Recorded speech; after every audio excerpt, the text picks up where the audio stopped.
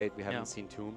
And Tomb is actually an interesting point to me because considering that Zealots banned out Cursed Hollow 3 times in the past, it's definitely a map that, at least in the past, they were not comfortable playing.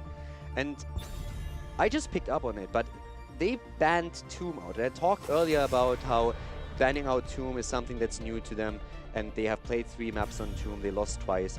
But if you look at Diamond Skin has played Tomb of the Spider Queen 4 times and lost every single map. Every single time. It's a map that they oftentimes pick, but they haven't found a single win there. So it's interesting for me that Zealots changed their MO when it comes to bans to get rid of Tomb because they see it's something that Diamond Skin likes to play, but Diamond Skin isn't successful here. So instead they now have to play Cursed Hollow, which is something that in the past they just said, nah, we don't want to play here. So interesting pattern to see. I'm not quite sure that's going to pay out for them. They're going into an early Grey main. And they banned Malfurion too. Both wins for Diamond Skin today have been with that Malfurion as well. So a bit of a change up. Zealots feeling like that Malf has given them a good foundation. Yeah, but does Grey main surprise you a bit? I mean, considering that you're probably going to look into an early Tyrael again, I think that can definitely be a great pick for them. It also helps with some of the boss control. But considering how much they played Hanzo the entire time, I would have said this is a map of all things where you want to go into that early Hanzo pick. Yeah, I would assume that they would move into the Hanzo. We've seen the threat that it can bring to the boss control. I mean, it's similar to Greymane, right? They can shred them, but it gives them the team fight that they've been winning with whenever they do get the victories.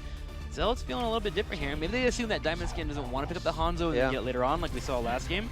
And this rings to prove true, as we have Dahaka and Karazim picked up for Diamond Skin. Yeah, I would also agree with that. I mean, Diamond Skin has played Hanzo. They played him 5 times, and they won 2 of those 5 games, which isn't really bad for them. That leaves them on Hanzo with a 40% win ratio. But again, we have to put that into relation to what their normal win ratio is, which is at 27%. So Hanzo, if you measure it on Diamond Skin's normal performance, is doing really well for them. So it's interesting that they are not really picking him early, but it feels that this is something that their opponent is hoping for. Tyrael taken, that doesn't surprise. Again, we talked about Tyrael plus Greymane.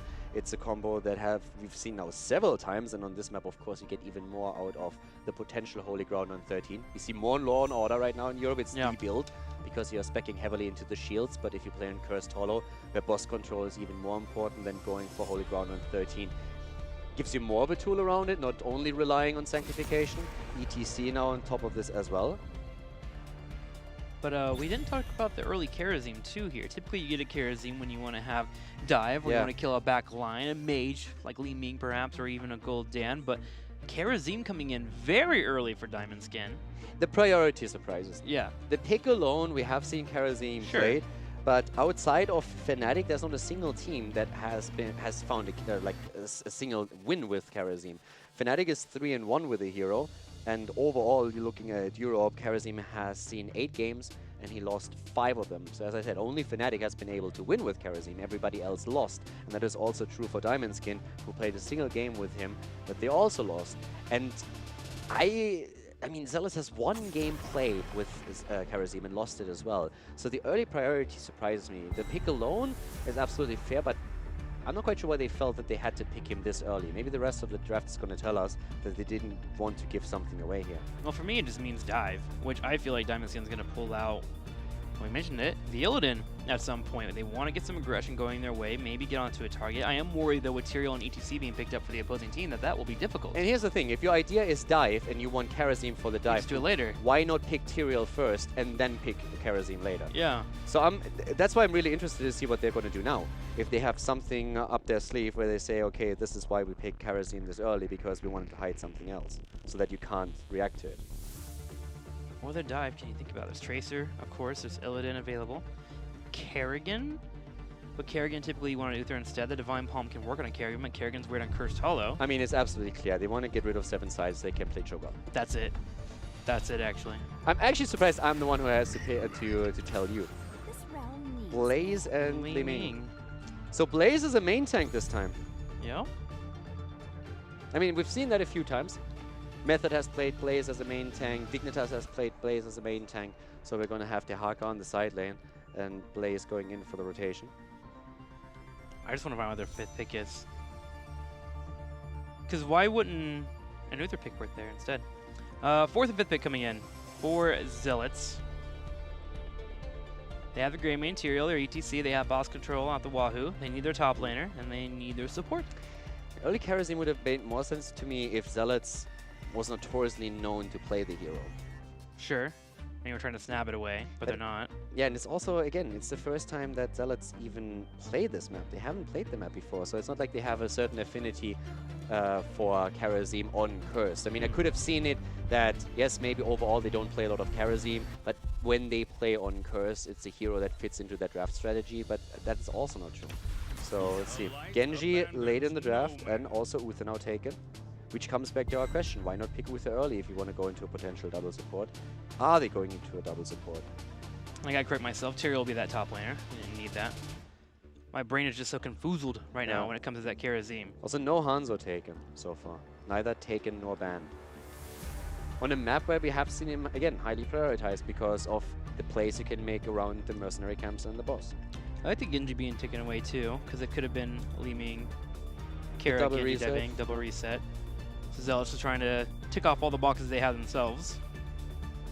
All right, Diamond Skin, reveal yourself. I mean, they don't go for a snap pick, so there can't be a big reveal right now. At this point, it's just a discussion, okay, what are we doing here?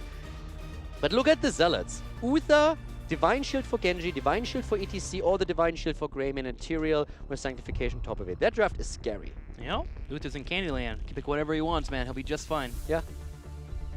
You can't misclick, basically, with your Divine Shield here. No matter who you hit, he's going to get something out of it. Well, okay then. It's just going to be a Tychus. Karazim solo heal.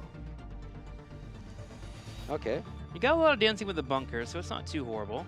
Buy some time yourself as well. No, you can run him as a solo heal for sure. It's, again, the priority that throws me off slightly. We'll see how it pans out. Karazim, second picked up here for Diamond Skin. If you at home think this is going to be a winning strategy, let us know on Heroes Esports. Use the hashtag HGC. I want to know your thoughts on the Karazim because it is a bit of a different pickup on that level 2. Granted, you do have some boss damage here, etc., etc., but things going to be a little bit different for Diamond Skin as they go against Zealots, who have a terrifying team composition, especially when you consider it with this battleground. Yeah, I don't know. I look at the two drafts and I look at Zealots and I feel this is going to be easy. You have the Haka against you and the global can be a problem, for sure, like, no doubt about it. But overall, when you consider what we have right now for the Zealots, they have an easy time setting after 10, even ETC to the off lane if they don't want to play with Mosh Pit Divine Shield, because they're saying, hey, yes, Mosh Divine would be nice, but we have so many targets for Uther right now to supply with the Divine Shield. We don't want to spend those resources on the Mosh Pit combo, so instead we go Stage Dive and set ETC after 10 up against the Haka. You could do that if you wanted to. Then you have a counter global, so in the late game, the Haka is not going to be as much of a problem as he could be. But outside of the Haka factor, I feel it's going to be really rough for Diamond Skin. I doubted them on Infernal Shrines, and they proved me wrong, so they came in swinging with the composition that they had. So at this point, I'm just curious to see what they have in store for us. But just looking at the draft, I think that what Zealots are bringing into this fourth game, it's terrifying. Well, Diamond Skin will have a task in front of them that they have to figure out how to beat. Let's go ahead and hop into it as Robodoba will be playing Blaze, Rosmike for Li Ming, Nande under Haka, Wolf Joe showing off that Karazim, and Darkmok back to Tychus. And on the right side of the map, we are seeing the Zealots for the first time on Cursed Hollow. They banned out the map so far 3 times. First time they have to play here. Shadows on Uther, Chris on Greymane, Mopsio on Tyrael, Zamani on ETC, and ADRD on Genji. Clash here in the middle. Gonna have some kill potential. Karazim can help deliver some final blows on your opponents. Zealots will have some early game help to mitigate that, picking up the shields there for Tyrael level 1. Uther, of course, to help out with the heals. And Diamond Skin stay away from the fight. They immediately just go straight to lanes. They want to soak here. They want to move to a level 10 where they can get that Odin. Diamond Skin played a series against Team Liquid here as well, where they did win. And so far, I mean, today they looked really strong, and I very much so enjoyed the way that they were playing the game. The team coordination in big 5 versus 5 fights was great. But the question still remains, can they take the Zealots down, considering the draft that the Zealots got here? There's a lot of really cool tools that they have for big dive during fights with Genji, with Greymane, with Tyrael, the shields through Tyrael himself, of course the Divine Shield that we see through Uther, and then even later on when it comes to the extra bit of sustain, just simply going for proc rock here with ETC is already going to help you out. So very curious to see the playstyle that Diamond Skin is going to execute here, especially with the super high priority that we saw on the Kerosene pick. Karazim already showing off what he can do with those fists as he grabs the Giants early for that top lane. Genji doing the same on the right for the Zealots. That will be pushing in the bottom. Should be a bit of it favorable here for Diamond Skin. They can get that top lane pushing in pretty well. Should set them up to rotate down and take away the tribute, which will be spawning in a couple of minutes. Yeah, for now, I mean, this is once again just like taking it easy for now, taking the two camps, both of them do exactly that. We have already the top pushing through, that of course helps out Diamond Skin a bit more than Zealots, simply because of the spawning position that we are seeing now. But even going for the night camp, and that's actually pretty sweet, because so far nobody has been scouting it out or invading it. Zealots are not taking their own night camp, and Genji is going to be a bit late. There's only 2 heroes headed. Blaze moves back. Probably doesn't even have to, but they should still be able to go in for the camp here. And that means that they have now another big push coming through the mid lane, whereas the Zealots didn't get anything out of scouting this out. So there's the potential for Diamond Skin to set themselves ahead pretty significantly during the first, tribute. Zealots did get a push in the bottom, so Tychus will have to go defend that with the Giants being a bit annoying. Nande comes over here to take over for Rosmeg, setting up and prepping for the tribute that will be spawning soon. And speaking of that tribute, there it is. So Diamond Skin getting a slight experience lead, but nothing that Zealots can't manage here. Just a small margin. Robodoba in trouble in the middle lane though. Won't get stunned, should be able to escape. Yeah, and at the top, ETC is still pushing against Dehaka. The camp helped Dehaka to take a few of the towers down. But now the first tribute is in play. And they nearly cleaned out the night camp that was in the middle. I'm actually pretty sure that if the camp wasn't invaded by Zealots, Diamond Skin would have probably just prepped it and waited a bit longer to actually take the camp, to time it better with the tribute itself. But then thanks to Genji showing up, they had to take it a bit early. They still got value out of it, but they're now missing out on some experience in the mid lane as the wave that the Zealots have built up pushes in. And that's now the fight for the first tribute, where we could always see Dehaka move in to turn it into a 5 versus 4 situation against Zealots. ETC doing his best to keep Dehaka back. Can interrupt if he does overstep that turret. Dehaka coming in. It safe. Here it is. The burrow goes down. Nande moves forward. Fakes a drag on top of Mopsio, turns around and gets it on Uther. Shad to get some damage, but Nande also low. Yeah, Nande's low and he is down. Now we have also a lot of low HP heroes on the Zealot side, and that might be the end. Resets. Great engage again here once more, and a good kill against Genji. Look for a second as if Zealots could move out of the fight, but they lost one hero, they lost the tribute. But keep in mind that this is still a 5 versus 4, so in the meantime we had ETC up at the top starting to push this out a bit. Gotta be careful, those resets will become more of an issue too, especially with the Calamity come on level 7. Gonna make it easier for whenever we have Blaze or Dehaka go in for that CC to burn them down, so the Karazim can help out in that regard too. Bit worrisome for Diamond Skin on that bottom fight, as you were mentioning, but Zealot's been able to offset it pretty well as they move up on the top and they take away a turret. Yeah, and that's experience lost because Dehaka is in too late, and of course the turret taken, which allows now the Zealots to get slightly ahead. They still have their camp set up, and they are timing it very nicely with a second tribute spawning, so they can even delay it a bit further if they want to, but they grab it immediately, and now ETC at the top, still doing his thing. So yeah, job well done so far. Need to be a bit careful that you don't fall too far behind when it comes to the tributes. Also, by the way, Blaze picking up on his quest talent on level 7, so going into the grill and kill after we've seen Adhesive Petroleum, the standard, taken on level 4. Looks like Diamond Skin wants to give up this tribute on the bottom side. They allow Genji to go ahead and start channeling it. Their main concern was the mercenary camp in the middle and how to deal with it. And they'll clear it out pretty darn quickly. But staying even on experience as we have both of our teams tied 1-1 in tribute. I'm actually really curious where this goes as we move into level 10, because it looks like we won't have a curse before that 10 hits. Yeah, the trade-off right now for Diamond Skin, as you already said, it was simply give up the tribute, but therefore we don't fall too far behind. Their concern was, of course, that with the push through the mid lane, Zealots are picking up enough experience through towers, for example, so that they would head even faster into level 10, and you don't want to fall too far behind in that case. So they just gave up the second tribute. It doesn't cost them anything, and with that, they could defend for free, so to say. Nice attempt against Harmony at the top. Doesn't net them a kill, though. And now we're having still a lead for the red team, which should give them the earlier heroic ability. Probably nothing where they can massively capitalize on, but both of the teams know that they're... I mean, you can really tell that Nande and his boys are currently very cautious and playing this super safe. They know that if they can net a win here, they would win out the series. And both of the teams, for both of them, it's so insanely important to win this match. We've been talking about this as it started on Battlefield of Eternity, our first map. Again, the attempt to just move up at the top, both of the teams trying to set up a bit of a trap. But Zealots is here in force, already setting up for the tribute. HGC doing his best to be annoying on the bottom side too. Pushing in that Hawk as much as he can to make sure he can't burrow away. Stage start, by the way, taken as expected, so ETC can now mirror the global movements of the Haka. Good move for them. Rossmeg's here to poke, so we'll be having our first team fight pretty soon here. As Diamondskin slowly creeps their way back into the area. Rossmeg and Robodud doing their best to set up a concave around the area. Yeah, the push of the bot lane is something where ETC has a bit of an edge over the Haka, but needed to move back now. So once more to the top. There comes ETC jumping in. Sanctification on the ground. Immediately Odin being popped. They're trying to blow him apart. Wolfjoy is following it up quickly. He has gone palm, so he can use that. Not forced out yet. They all tap and reset at the fountain. And Zealots is poised to do the same here. But they already utilize Genji's Dragon Blade. So a lot of the ults have been dropped. And no kill yet.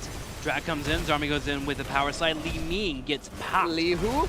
Palm gets grabbed here. Nande able to survive, but it's still a 4v5. Diamondskin will have to retreat and give up this tribute. And they may lose a life too here as Nande gets caught out. Yeah, Genji also in trouble, but the Divine Shield comes out. Roba. Everybody is so low. Roba, Doba, Dartmouth, Nande, Wolfjoy, all of them suffering heavy HP losses.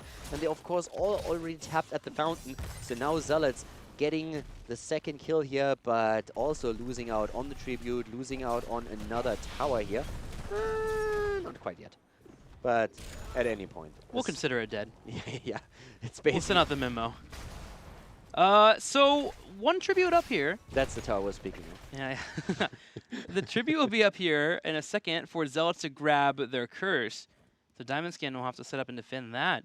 But already the team fight showed just how strong the comp is for Zealots. They used Sanctification, died forward, and Diamondskin were able to survive. And yet they still got cleaned up after the next engage. Yeah, and all of that in the end then without the Dragon Blade, which was already used earlier. And after Dragon Blade, they reset at the fountain and then went back in again.